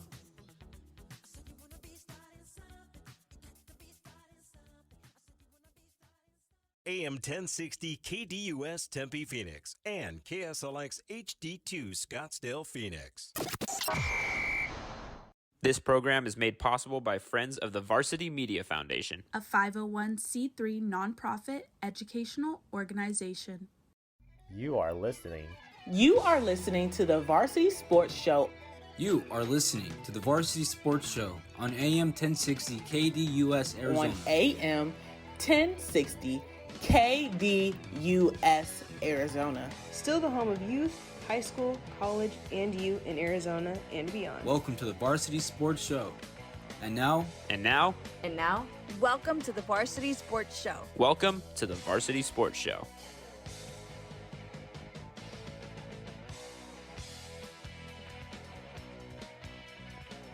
Welcome back to the Varsity Sports Show, AM 1060 KDUS, Arizona, and we are live. Of course we're live. We're at the Arizona Humane... I can't stand it when people say that. We're at the Arizona Humane Society for a very special event today. Brett Lipinski, Vince DeLisio here with Brett Lipinski, Olivia Hersberg, and our old friend, the rock that is the foundation of the Arizona Humane Society. She downplays it, but we know why all this is here. It's because of her. It's Kelsey Dickerson. Kelsey, first of all, thanks for coming back over, joining us here at the start of hour number 2. Tell us a little bit about what's going on here at the Humane Society. Yeah, of course. Can you guys hear me? Oh, yeah. Okay, perfect. Okay. Can you not hear yourself? Can't hear myself. The most important thing. Okay. No, yeah, of course. Yeah, so thank you guys so much for joining us today. And for anyone who didn't hear in the first hour, the Arizona Humane Society is so excited because we are officially presenting our Austin Emergency Animal Medical Technician truck, which is in honor of Bill Austin. So it is the 13th anniversary of his passing. And this truck was donated in his name with a $100,000 donation. It's going to allow us to be able to save up to thousands more pets, have another truck on the road. If you heard Andy earlier, they have done and seen it all, and this is going to allow us to really be able to save even more lives of sick, injured, and abused pets each and every day that they're out on the road. So we're so excited. We're so grateful to our amazing donors and everyone who continues to support the Arizona Humane Society. All right, and speaking of some donors, or just partners in general, I've noticed you have plenty of community and corporate partners. Are there any other partners that you might be looking to reach out to in the future to help with this organization? Yeah, of course. So the Arizona Humane Society is always looking for people to be able to support us in a whole bunch of different ways. Of course, donations are huge. So if anyone out there maybe has a business, or even if you're an individual donor, there's a lot of ways that you can help AHS. You can just reach out to us. You can visit our website. And actually right now, and I forgot to mention earlier, thanks to Hill's Pet Nutrition, we're actually also matching all donations throughout the month of April up to $15,000. Wow. So yeah, so you can help make your dollar go even further and be able to help us save twice as many lives with your donation. You can visit azhumane.org/hills with that. And like I mentioned, we are a nonprofit. We don't get any government funding. Everything that we do, every single life that we're able to save is because of these donations and these life-saving gifts. And we're here next to a puppy right here, and it's making me very excited. I want to bring him on the show, get a few questions from him. But like you said, this donation is truly incredible, and all your time here at the Arizona Humane Society, could you have imagined this? And what do you hope for the future, the next 5 years to come here? It's absolutely incredible. Just the generosity of our community and the pet lovers that continue to support the Arizona Humane Society each and every day absolutely blows us away. You mentioned this adorable pup. He actually was rescued almost a year ago to this day from a cruelty situation where his mom was found bound with duct tape. Oh my gosh. And his dad's muzzle was zip tied, and they were underweight. There's about 10 of them, and as you can see, he is thriving. He would not be saved without what the Arizona Humane Society does. And he's a basset hound. He's a basset beautiful. hound. He's My absolutely gosh, gorgeous. look at him. Yes, so anyone who's looking to adopt, the Arizona Humane Society, if you're patient, if you just keep an eye on our website, we have the pet for you. But yeah, we're so excited for the future. Like you mentioned, we are going to be opening up our new Papago Park campus later on this year, which is going to allow us to be able to expand our reach in the valley. It's going to be off of Van Buren in the 202, so more centralized. Our trauma hospital is going to be able to save up to 21% more pets each and every year. It's going to be absolutely incredible, and we're so excited. We can't wait, and this could not happen without donors. Wow. I'm in awe because we're these beautiful animals here, and you have provided such an environment. It used to be back in the old days, when I was a kid, which was years and years ago, a lot of these animals would come in and they'd be put down. I mean, if they weren't claimed, within a certain amount of time, no rhyme or reason, they were just put down, and that's not the case anymore. Yeah, the landscape of Maricopa County has absolutely changed over the last 10 to 15 years, and that is in large part due to not just the Arizona Humane Society and all of the programs that we've instilled that's allowed us to save even more pets, but also working with other organizations, so increased spay-neuter initiatives, increased TNR, also being able to provide more resources to keep pets in homes and out of the shelter. Like you mentioned, Maricopa Maricopa County actually used to be the second worst place in the country for a homeless pet. More than 50% of the animals that were coming through shelter doors were being euthanized. So thanks to being able to, like I said, increase spay-neuter initiatives, increase resources to pet owners out there, as well as instill a lot more life-saving programs such as our specialized ICUs, we've been able to reduce needless euthanasia by about 83% over the last 10 years in our community, as well as reduce the homeless pet population. But as we all know, there's always more work that needs to be done. Until we don't have a single stray homeless pet or a pet that's being abused, there is work to be done. And that includes advocating for stronger laws as well, which AHS also does. So there's so many different ways to be able to solve this very complicated but important puzzle to be able to keep our community safe, including safe for our furry friends. Kelsey Dickerson, thanks again, Kelsey, for joining us here at the start of the second hour to talk about this amazing event and this donation here, this beautiful pet ambulance in honor of one of the Valley icons. Rest in peace, Bill Austin. Just a beautiful, beautiful truck. And thanks again for joining us. Thank you. All right. Guys, we are going to turn it over to Hustle with Houston with our very own Olivia Herzberg. Hey everyone, and welcome to Hustle with Houston. I'm your host, Olivia Herzberg. In today's segment, we'll be discussing where the Rattlers rank with their start to the 2023 season. It's official, the IFL is kicked off, and there is much to review in just a few weeks of gameplay. The only two teams that have not played a game this regular season are the Sioux Falls Storm and the Tucson Sugar Skulls. The only undefeated team with a record of 2-0 is the Frisco Fighters. The Arizona Rattlers are 1-1 to start the season after winning against the Quad City Steamwheelers in Illinois and suffering a close loss of 47-46 against the Bay Area Panthers. The Rattlers were ranked first in the IFL coaches poll after their win against the Steamwheelers.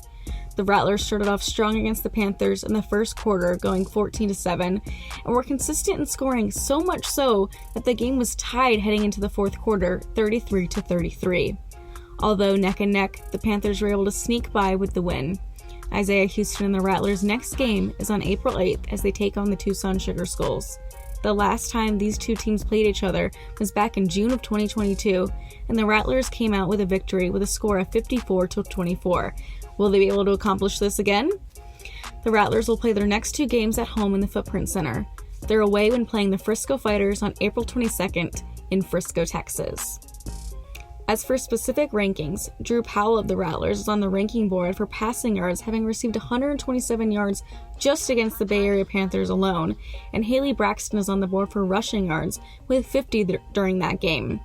As for the longest rush of the season thus far, the Rattlers come in third with 27 yards from their game against the Steamwheelers.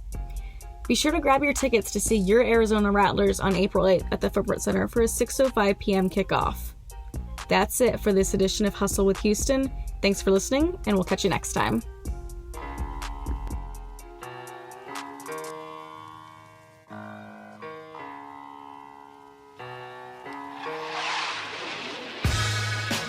The bright lights shine on the players on the field and on the court, but it's time to shine a light on the sidelines. Welcome to the Coaches Spotlight, where we highlight and learn about a coach in Arizona. This is the Coaches Spotlight on the Varsity Sports Show. Welcome back to the Coaches Spotlight on the Varsity Sports Show. I am your host, Sabrina, and I'm here with a very special guest. From Paradise Valley Softball, I'm here with Coach Nick Andrea. Coach, how are you doing today? Doing very good, very good. You're obviously busy at work with, softball season in way. What got you coaching in the beginning? Well, it's been my life. First of all, I had the same dream as probably a lot of young men, wanting to try to make it to be a professional baseball player, but that didn't pan out. I ended up putting 4 years into the Air Force. Then when I got out of the Air Force, I decided to just concentrate on getting my degree and going into coaching. Mm-hmm. I've been coaching ever since 1973. That's when I started coaching. In general, when you do anything for so long, it's very common to feel like that kind of burnout. What is kind of that key to you to that longevity of coaching? Like I said, it's been my life. I was a very good athlete, high school and college, whatever it was, and it just kind of continued on, and I saw myself that was my calling.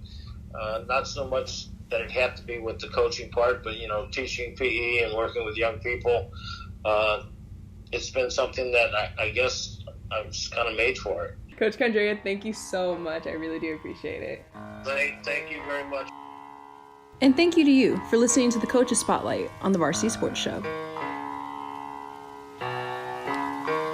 Welcome back to the Varsity Sports Show, AM 1060 KDUS Arizona.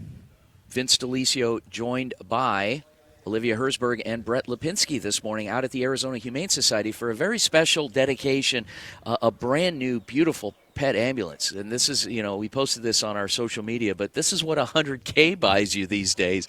It's a beautiful, big Ford pickup with compartments in back to transport animals, whether they are in distress or just strays, and the staff here. There's a reason why they call this the Campus for Compassion. I mean, there's a lot of compassionate people that work here, Kelsey Dickerson being one, the spokesperson for the Arizona Humane Society, but Andy Gallo we met. We're going to meet some others, some people that have taken the time and donated time and dollars. Thank you to the community. You guys, Arizona, Phoenix rocks it because 20 years ago it wasn't this way, and now we're saving these pets, and people are adopting, and they're donating money so that these animals have a safe haven until they are adopted. Anyway, that's my little soapbox for this portion of the show. But Brett, what do we have coming up next? Coming up after the break, we have a great 4-segment slot with Beatrice, who will be talking about Women's March Madness, Jake with some Saguaro baseball recaps from this week, Eric with the Sun Devil Report, and Mary Grace Armstead will be letting us know what's going on in Arizona. In Wildcat athletics. Country, Wildcat sure. Country, We yes. cover it all. Down in Tucson with the Wildcat Insider. So we hope to catch you back after the break for those great segments.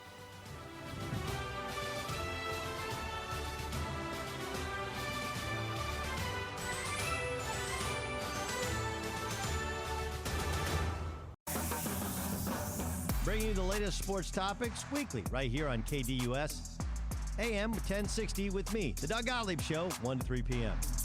Hi, this is Mesa Community College Assistant Athletic Director Mike Lavella and Modern Day Invincible. You're listening to AM 1060, the Varsity Sports Show, the home of all your junior college sports coverage. Hello, my name is Dominic Hernandez and I am currently working at the Varsity Sports Show. I am a senior at the Walter Cronkite School of Journalism and Mass Communications at Arizona State University. I will be working various jobs from working the camera to doing play-by-play of games. I can't wait to see what unique stories there will be in this upcoming high school sports season and be able to cover all the different sports that every high school has to offer. Chris Scott of RE/MAX is Central Oregon's best realtor for anyone thinking of a vacation home or relocation. He's our very own born and raised Phoenician who moved his family to Central Oregon nearly 15 years ago. Contact Chris if you're thinking of exploring beautiful Central Oregon. It truly is living at its best. 541-999-5614. Proud partner of the Varsity Sports Shows, it's Dylan. Coaches, the Varsity Sports Show wants to be part of your team in 2023. We have a proven track record of providing the most coverage of your teams with Thursday and Friday night football. We will spotlight your players with multi-camera game broadcasts, pre- and post-game interviews, and segments on our Saturday morning radio show. With over 100 games broadcast in 2022, we will be exceptional for your team. Call, text, or email 480-220-4629 or info@varsitysportshow.com. Your morning drive just got a little better. The Dan Patrick Show is live weekday morning starting at 6 exclusively on KDUS AM 1060. Welcome. This is Beatrice Martinez, and you are listening to the Varsity Sports Show. So today we are going to be talking about March Madness. It is almost over, ladies and gentlemen. The Final Four is here. Today we're going to talk about the women's side of things, and so it'll be LSU against Virginia Tech, and then it'll be Iowa against South Carolina. Now for LSU, I have to say Angel Reese is definitely one to look out for. She's aggressive, she's hungry, and you can just see it in how she plays, but she's also received All-American honors, and she was ranked the number 2 player in her class by ESPN. Now for Iowa, I have to say Caitlin Clark is definitely one to look out for. She just hit the record. She had a triple-double, and she had 41 points, 12 assists, 10 rebounds, and 9 steals. She's also very hungry. She is confident, and she is aggressive and strong. She's definitely a powerhouse. So my predictions on who's going to make it to the championship, I do believe it's going to be LSU against Iowa. So we will just have to wait and see on who wants it the most. These are talented athletes, outstanding coaches. So at the end of the day, it is just going to come down to who wants it the most and who is going to be playing smart. Those are my predictions for the NCAA March Madness Championship on the women's side. Thank you so much for tuning in. This is Beatrice Martinez, and you are listening to the Varsity Sports Show. And like I always say, make sure you stay plugged in. Hello, SaberCat fans. I'm Jacob Seaver, and welcome back to my segment on the Varsity Sports Show. I am excited this week to bring you a recap of this week's Saguaro baseball, and let's get right into it.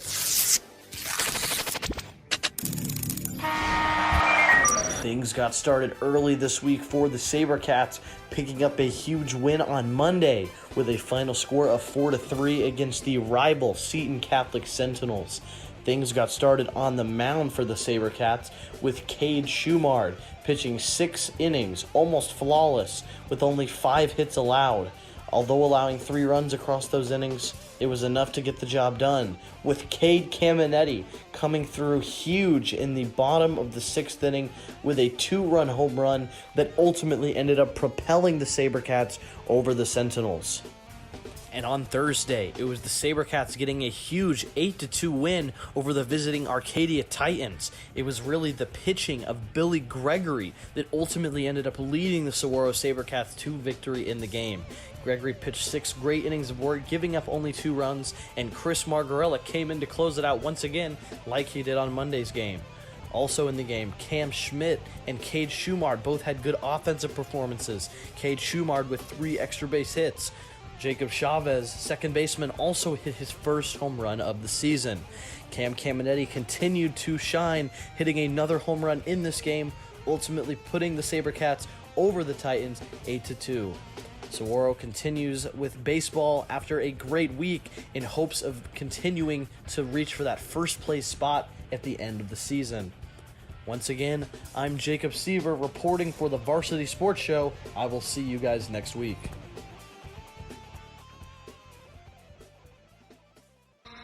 Welcome. It's time for your Wildcat Insider with Mary Grace Armistead. Your inside report on Wildcat athletics on the Varsity Sports Show. Let's get started. Hi everyone, it's MG on the Varsity Sports Show with your Wildcat Insider. Let's get started. First, we have some Arizona men's basketball news. Kirk Carissa has entered the transfer portal in search for another school. Boswell will now be at the helm for the Wildcats. While Adama, a recent Arizona recruit, also decided to enter the transfer portal on the same day. More portal news is that Arizona is among many schools who've reached out to Washington State star TJ Bamba. The 6'5" guard was the Cougars' leading scorer with 58 points per game. He will be an addition to Killian Boswell in the backcourt next year. Then, to end on a very cool note, Arizona Hoops will play on a neutral site game against Alabama on December 20th. Arizona women's basketball Helena Puedo announced her return, and additions Bray Cunningham and Jada Williams are incoming. Arizona women's gymnastics Malia Hargrove earned her first Pac-12 honor on vault and play against North Carolina and Denver Regional in Denver, Colorado. Arizona softball fell in the ranks but still stay at 20. They lost to Utah 1-2 in the series while winning the second game 10-9 in the 9th inning. Arizona then traveled up to Washington where they lost to number 9 in the country with a score of 0-3 in the series. Arizona softball's next game are Georgetown and San Diego. Arizona baseball Cesar Salazar made the Astros opening day roster. Upon his debut, he will become the 93rd Wildcat in MLB history. Arizona baseball also lost in the series against ASU in Phoenix with a series final of 0-3. The Wildcats then came up to play GC at home where they won 10-9 in the 10th with a walk-off single by Emilio Corona. Arizona track and cross country gets in the ranks. Arizona men's track and field at 12, and Arizona women's track and field at 16 just after Talia Bonds matches the Arizona school record of a record time of 12.96 in the women's 100-meter hurdles. That's all for your Wildcat Insider. Tune in on the Varsity Sports Show. It's time for the Sun Devil Report with Eric Castellan, bringing you all the latest sports news around Arizona State University. Good morning and welcome to the Sun Devil Report. I'm your host, Eric Castellan, and we have more ASU sports to get into today with the focus solely now on spring athletes. Starting it off with the scorching hot ASU baseball team, who have won 10 of their last 11 games, recently capped off with an 11-1 win over crosstown rival and 25th-ranked GCU last Wednesday, and a weekend series sweep over hated rival Arizona, winning 6-5, 7-4, and 10-6 respectively. The star of the week for the Devils was also the star of the week for the entire Pac-12, as New Contrades, a freshman out of Hawaii, was recently named Pac-12 Player of the Week. Contrades bat .473 with 4 extra base hits and a whopping 10 RBIs, and really stole the show for the Devils this homestand. After the series finale, head coach Willie Bloomquist talked about how fun it is being a part of a rivalry like this, not only for him, but for his guys as well. It's a fun one, that's for sure. To come out and sweep those guys, it felt good. I'm not going to lie. It's an emotional weekend for our guys. I'm glad they embraced what this weekend meant and took it to heart. And guys bought in and understands what this rivalry is all about. And you know, for a bunch of new guys coming from different programs, you know, transferring in and being here for the first time, I was really impressed with the amount of intensity they came out with this weekend. As for the softball team, they've lost 5 of their last 7 games, including 2 of 3 this past weekend at California, and now they'll get ready to host 8th-ranked Washington in a big matchup this weekend. Well, that's about all the time I have for you this week. Make sure to tune in next week. I'll give you more updates on baseball and softball, and we'll even check in on how spring football practices are going as well. But until next time, I'm Eric Castellan, and thank you for listening to the Sun Devil Report on the Varsity Sports Radio Show. Welcome back to the Varsity Sports Show here on AM 1060 KDUS Arizona. Vince Delicio with Brett Lipinski and Olivia Herzberg out at the Arizona Humane Society in Phoenix. It's a beautiful campus, huge campus, and so new. It's been here for years, but there have been a lot of upgrades the last few years, and thanks in completely due to all of the generosity from our community, from private donors, from corporate donors. It wasn't this way years ago. I remember going to shelters as a kid, and you wouldn't want to walk through there. You'd have to hold your nose, first of all, and the conditions in some of them were so poor. But over time and through the compassion of people in the community, they've really built up, in particular the Humane Society stepping in and doing their part in directing all the funding and the donors to really make this what it is today. And it is a campus for compassion. Olivia, do you have any pets? I do. I have 3 dogs back at home in Illinois. Okay. 2 different kinds. So 2 toy poodles, then one that's, you could consider her a mutt. She's all different kinds of breeds. But they're the best. They bring me so much joy. Poodles are kind of moody, aren't they? They can be, yeah. They have a lot of personality, and especially the tiny ones. They are just full of energy, and they like to really they're just the best, to me, the best kind of dog. I've always grown up with them, and I really enjoy the camaraderie that comes with having pets in my life. So we're joined by Kelsey Dickerson here at the Arizona Humane Society. And Kelsey, tell us about poodles. Are they moody dogs? Every dog definitely has their own personality. Some breeds definitely have different characteristic types. Obviously, huskies are going to be more energetic and a little bit smarter. They need the mental stimulation as well as the physical stimulation. But yeah, I think poodles maybe can be a little bit naughty, just like every other pet can. But it's so funny because miniature poodles are definitely definitely a lot different than Labradoodles, which seem to be very popular these days. That little mixed breed that everyone loves that we actually see come into the shelter sometimes. What do you have at home? So I used to have, I used to call her a little Coyote Queen. Okay. She was like a cattle dog mix type thing. Yeah. I swear she had some coyote in there. Yeah, she was rescued from the Arizona Humane Society. She absolutely was a miracle. She was covered in scabs, had hair loss, had grade 5 heart murmur, pneumonia, a number of infections. You name it, she had it. And so I fostered her for about 6 months before officially welcoming her to my home.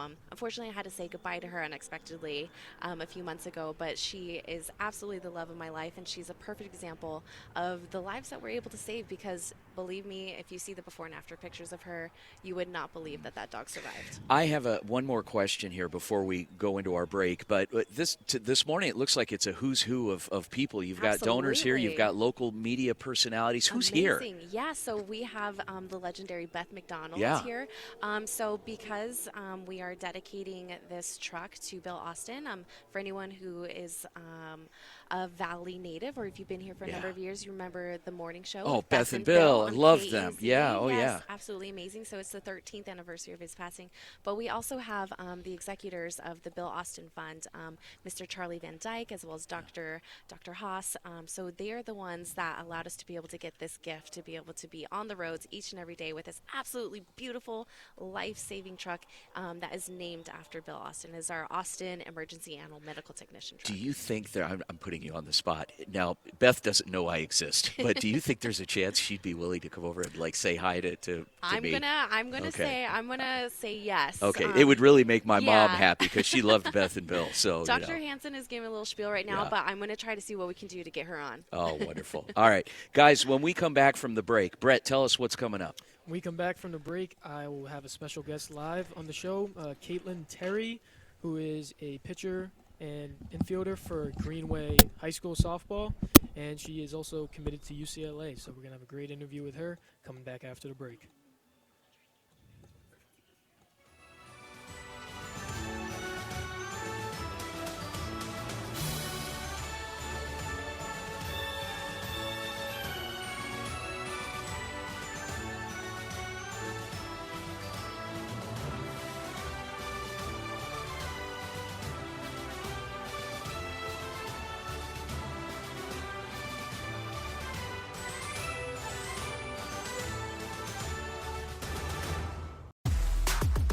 Hey Phoenix, Doug Gottlieb here. I'm bringing the best sports talk weekdays to you, 1 to 3 p.m. right here on KDUS AM 1060.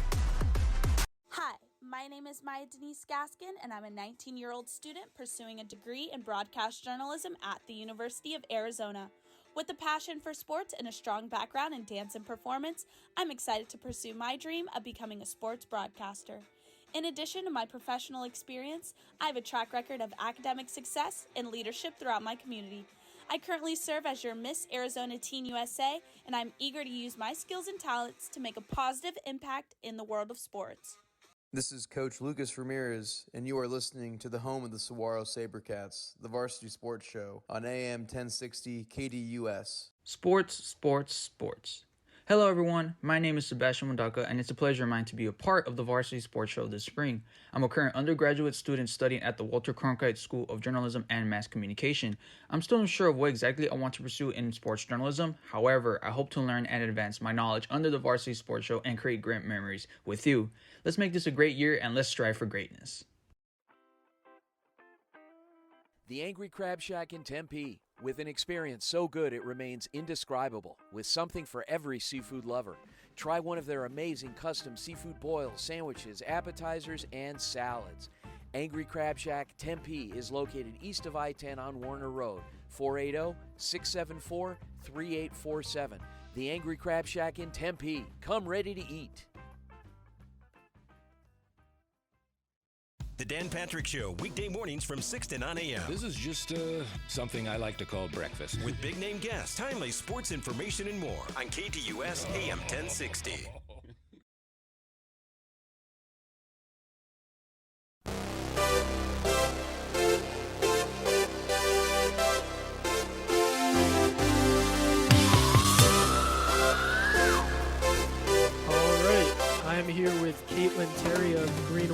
School. Caitlin, can you hear us? Yes. All right. Caitlin Terry is recognized as one of the top players in the country and the top player in the state of Arizona for high school softball, according to Max Preps and Extra Innings Softball. Caitlin, can you tell us and everyone listening what got you into softball and how long have you been playing for? I've been playing since I was 4 years old, and I've always grown up around like softball. My sister played, and my mom also went to Florida State and played softball. All right. And how has your experience at Greenway High School, whether it be from teammates or coaching, how's that experience been with you and helped you throughout your softball career? I think it's probably been the best. The coaching staff is amazing. The team, especially this year, is probably one of the best teams I've played with at Greenway. So I think the coaching staff is a big aspect of why I also wanted to come here. And you pride yourself on both sides, pitching and hitting. What has that been like? What has your training methods been throughout high school to become this dominant on both sides of the plate?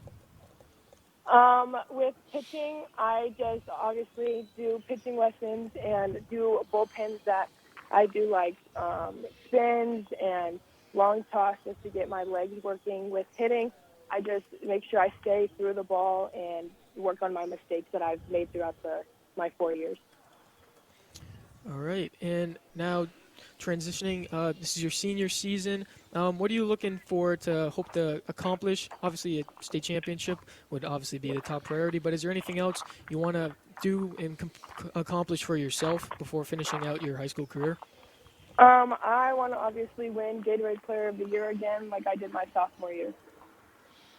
All right. And then coming up here, obviously you are committed to UCLA. Could you let us know why you ended up choosing UCLA, and are you going there for just pitching, or are you going to play both sides? You're going to pitch and hit like you have been in high school? Yeah, I'm going to be going for both sides, and also I play outfield, so I'll be going for that too. And the reason why I chose UCLA is because I went on my visit, and it all felt like home. Like the coaching staff, the players welcomed me, and I just fell in love with the atmosphere. All right, that is all the time we have today. Thank you so much, Caitlin, for coming on the show, and I wish you the best of luck the rest of the season and into your college career as well. Thank you. Awesome. Caitlin Terry, a star pitcher out at Greenway High School. She's going to be heading off to the UCLA, which is a softball powerhouse in its own right. So, guys, joining us on the line, we have, you talk about putting your money where your mouth is. We've got the head football coach at Cactus Shadows High School. His name is Chris Dixon, going into his second year. But he's also a professional athlete. He just recently signed, and by the way, he's in the IFL Hall of Fame as arguably the greatest quarterback in the history of indoor football. He just signed a contract with the Arizona Rattlers to be the backup quarterback. They had some injury situation come up, and Chris knows the system. Coach Dixon knows the system. Coach, what were you thinking? I can get it done. What more do you want me to say? That's what I was thinking. If I didn't feel I could get it done, then I wouldn't do it. But if I have to play, I got asked to be the backup quarterback, and of course that like any athlete that I tell, you always got to be ready to play. So if I have to play, I'm gonna play. Coach, that alone, you are setting such an example, and my son Matthew obviously plays for you, and you've got a great group of kids coming back this season. But these guys can't say, when Coach tells us to do it, we don't really believe him because he's just sitting back watching. You're actually doing it. How does this make you feel that you're out there, Coach? No offense, but you're no spring chicken. Right. No, I'm excited. I think the kids have been excited. I told them Thursday morning what was coming out.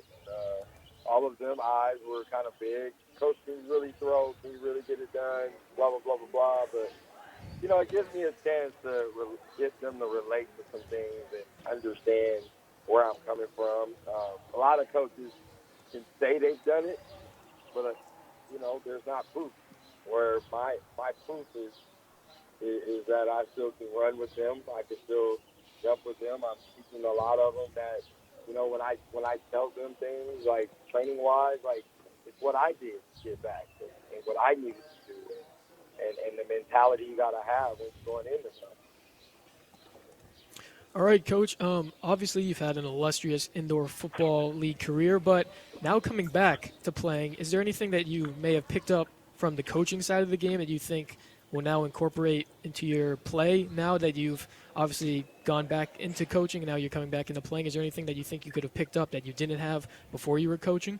Well, there's a few things. I mean, how to get more out of your teammates. I mean, leadership is so different now. Like, I think I'm more confident now than I ever was when I was playing because I understand the leadership side. You know, for years, you know, for the last 4 or 5 years, I've been a head coach somewhere. So it's been easier to kind of understand the leadership side a lot better, how to get your teammates to play around you even more. I thought I was a pretty good leader when I left the game, but I mean, I really understand what it takes to get, you know, players to play and get what the best out of the players around you. You know, this situation isn't about me. It's about, you know, helping a team, you know, grow, you know, kind of help out until a quarterback gets back. But it gives me a chance to play, and you know, all of us want to play again. So, you know, I kind of left young. I was 32 when I first retired the first time, and I was 37 when I went back the second time. So, I mean, I was young when I left, and I kind of, you know, I left at the prime of my career. You got to think, when I left, I was probably dominating all the way through every week, night in, night out. And now going back, it's kind of like, you know, it's a little challenging. You know what I mean? And a little bit, you know, of a fun moment. Kind of see where I am.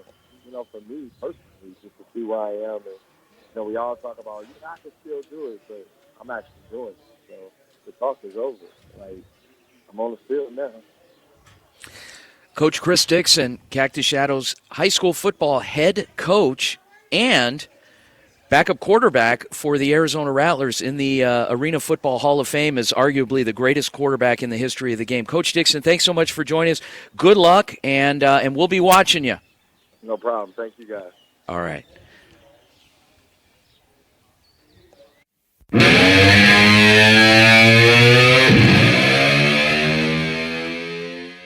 Hello, everyone, and happy Saturday. My name is Hannah Pettiferry, and you are listening to the Varsity Sports Show segment of the Tempe Sports Report. The Tempe Sports Report is sponsored by Angry Crab Shack of Tempe, located near the I-10 and Warner Road. This week, I had the opportunity to sit down with Corona del Sol's Bennett Matzler. Bennett will be continuing his football and lacrosse career at North Greenville University in South Carolina. Here's that interview right now. Growing up, you played football and lacrosse. Do you think that years later you would soon be going to a school to play both of these sports? Growing up, like, it was kind of always like my dream. Like, whenever like teachers would ask you like what you wanted to do when you were older, like I always said I was gonna be a football player and basketball player, and then I never grew, so basketball was off the table. And, you know, lacrosse was working out well. So now I guess it's like I'm living out that dream, just with a different sport now. Which one do you draw yourself towards more, if that makes any sense? I wish I like could give you a definitive pick, but like I'll be in football season, and like when you get to the tougher parts of football season, I'm like, man, I wish I was in lacrosse right now.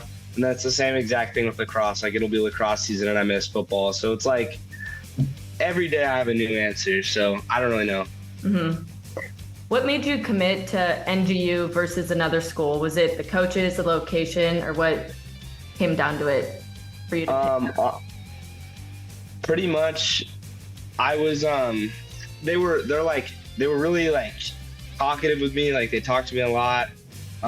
So I felt really wanted, first of all. And then like they also I went on an official visit, and I pretty much just spent the whole weekend with like the guys that would be my teammates if I went there. And that's kind of just what sold me. Was I just thought the guys that were there were really fun to be around. I had a good time. So that was kind of just what sold me, is the people that were there. When you went, did you go for both football and lacrosse, or did you go 2 separate times?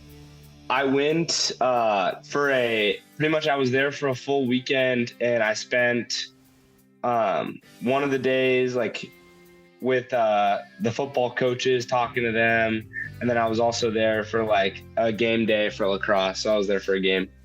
Oh, nice.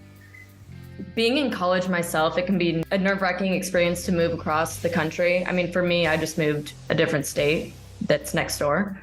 Do you think you're ready for that change? I don't know if I would say I'm ready, but I like to, I guess, put myself in like uncomfortable situations, like find comfort in the uncomfortable. So I think it'll be cool. I think it's like, I want to experience something outside of just Arizona. So I think it's just going to be a good experience. Okay, that is all I have.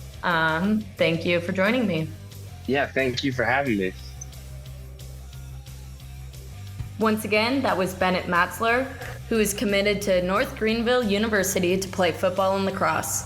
Well, folks, that's all I have for the Tempe Sports Report for this week. Thank you for listening, and we will see you next week on the Varsity Sports Show. I hope you all have a wonderful rest of your weekend, and this is Hannah signing off.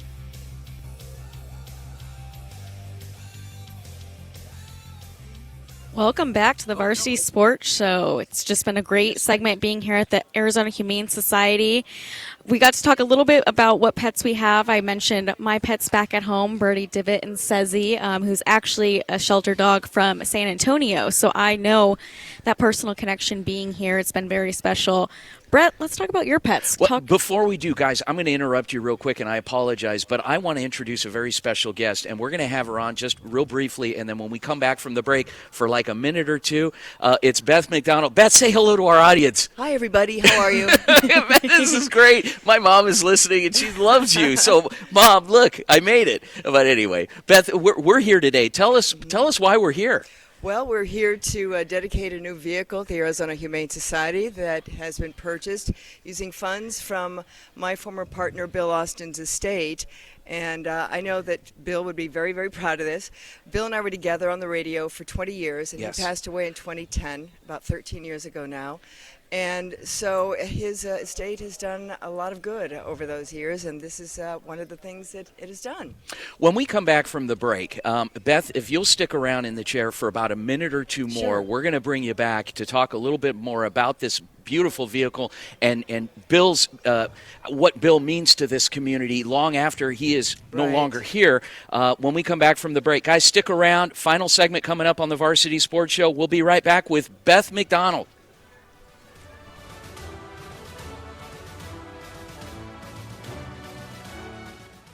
KDUS AM 1060 is the home to the Dan Patrick Show, the Doug Gottlieb Show, and Sports Map Radio.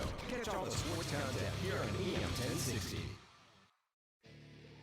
Coaches, the Varsity Sports Show wants to be part of your team in 2023. We have a proven track record of providing the most coverage of your teams with Thursday and Friday night football. We will spotlight your players with multi-camera game broadcasts, pre- and post-game interviews, and segments on our Saturday morning radio show. With over 100 games broadcast in 2022, we will be exceptional for your team. Call, text, or email 480-220-4629 or info@varsitysportshow.com. In 2019, the JV Sports Show podcast began with the idea of spotlighting young people in our community.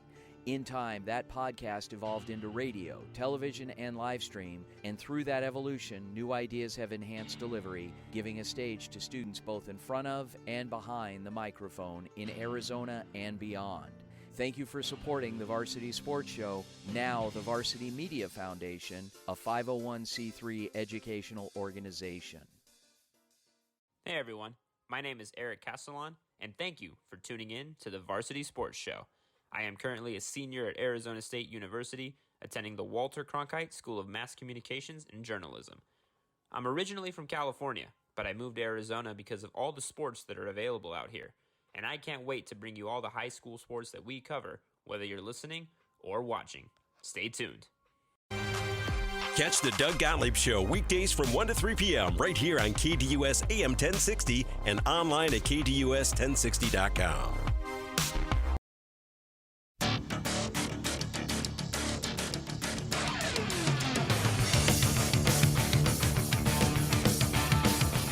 Welcome back to the Varsity Sports Show, AM 1060 KDUS Arizona. Vince DeLisio joined by Olivia Herzberg and Brett Lipinski out at the Arizona Humane Society for an amazing charitable day in honor of one of the treasures of the Valley, the late Bill Austin. And we are joined by another treasure, Beth McDonald. Beth, as you know, Beth and Bill, Beth has been doing her thing for years and years in media, and she is just an inspiration to me and to a lot of people. And Beth, you had a story about Bill. Tell us about that story.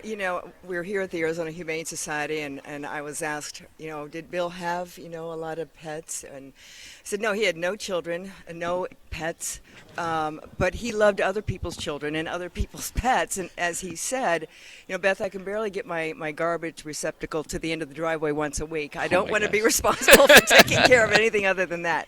So, that was kind of Bill, but this is his legacy, and his spirit lives on, and this is going to do a lot of good. The Arizona Humane Society is going to get a lot of good use out of this. Well, you've been in the Valley for a long time, and in terms of this facility, back in the old days, I was telling Kelsey earlier, back in the old days, if you had a dog that ended up in a shelter, kiss it goodbye. Oh, yeah. That's not the case anymore. No, not at all. I mean, this is a beautiful facility. And in fact, where my radio station is, where we broadcast from during the week, is at 44th Street in Van Buren. Yeah. And I was driving down there one day toward the zoo, and I saw the new facility going up, and I looked at it and thought, wow, that is impressive. It's really beautiful.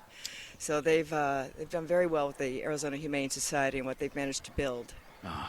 Beth McDonald, thank you so much, Beth, for joining us this morning and for coming out and supporting your old buddy, Bill Austin, and all of these amazing animals here in the shelter at the Arizona Humane Society. Thank you. It's been a pleasure. Thank you.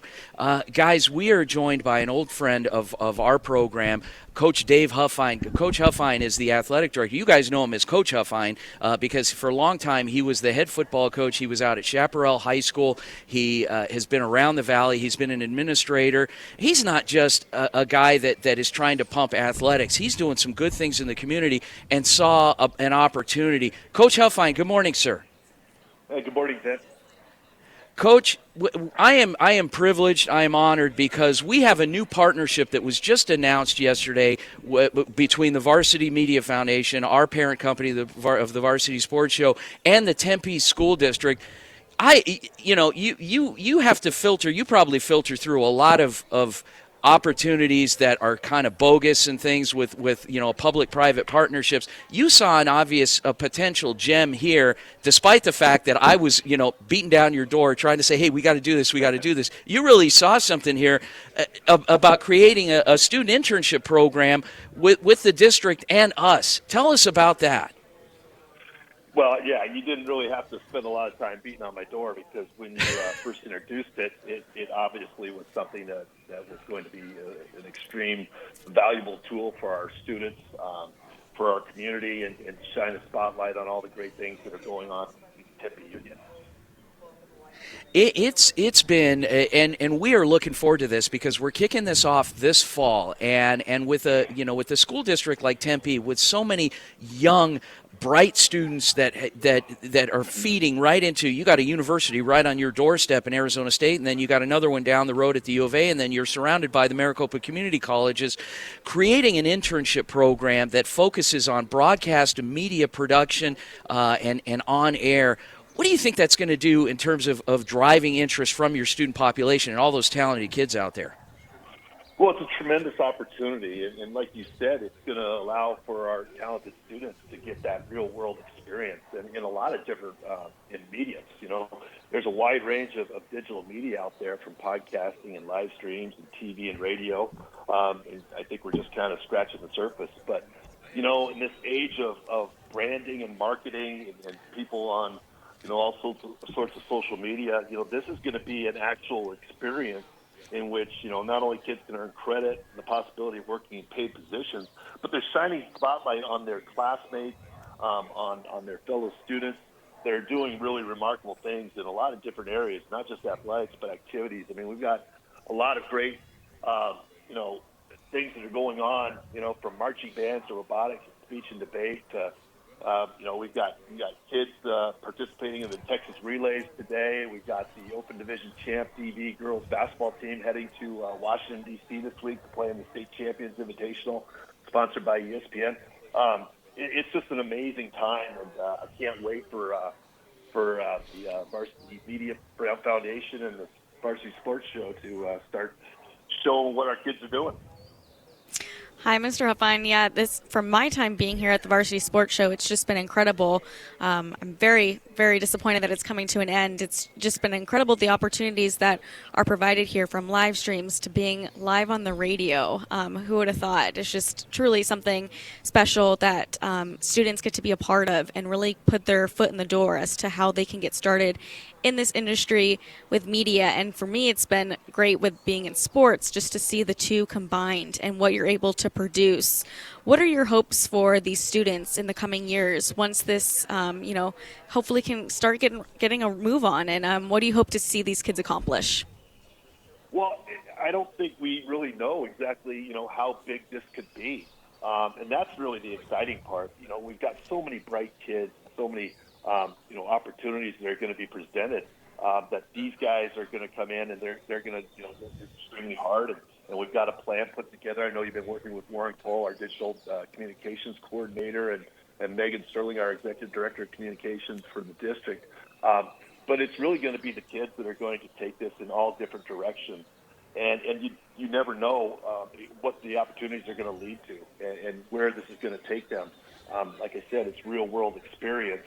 And with that, they're going to have a resume that's going to look a lot different than most high school kids that are just walking into college for the first time.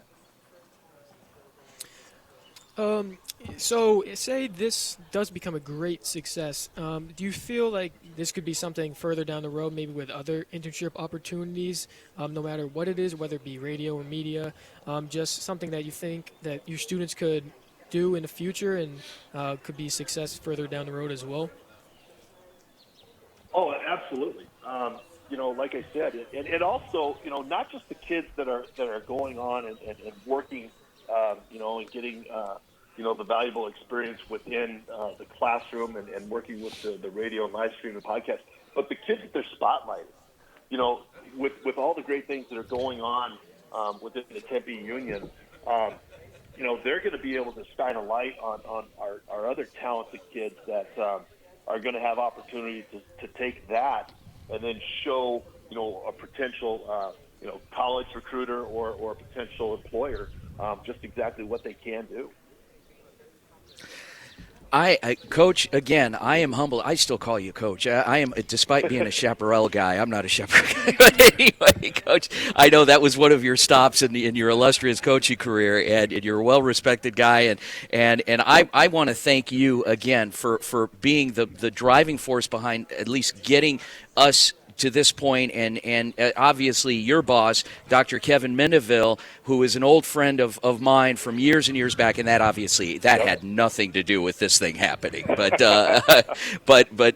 Mendeville, a visionary within the Tempe School District, and your superintendent, we're going to have a lot of fun with this. There's a lot of great opportunities, and with many different directions of doing a Tempe high school football game of the week, and with staffed with your kids, our kids. The sky is the limit with this thing, and the number of opportunities and talent that this is going to draw with this student internship is amazing. I am so excited, and I appreciate it. I appreciate the opportunity again. Coach Dave Huffine, the District Athletic Director for the Tempe Union High School District. Thanks again, Coach.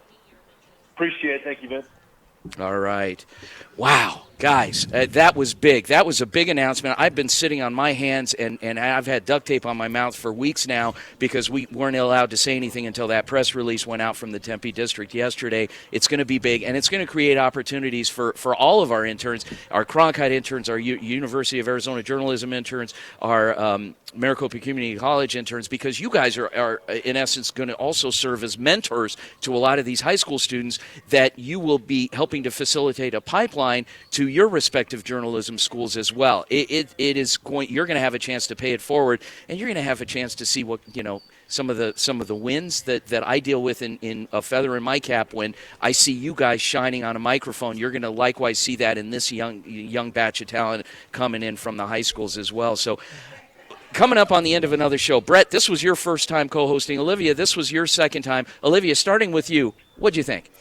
This was awesome. Being outside the studio, it's different. My second time, still the nerves, but getting to be out and around all these animals and outside, it's just beautiful out, and getting to see what all we can do in the community is really important.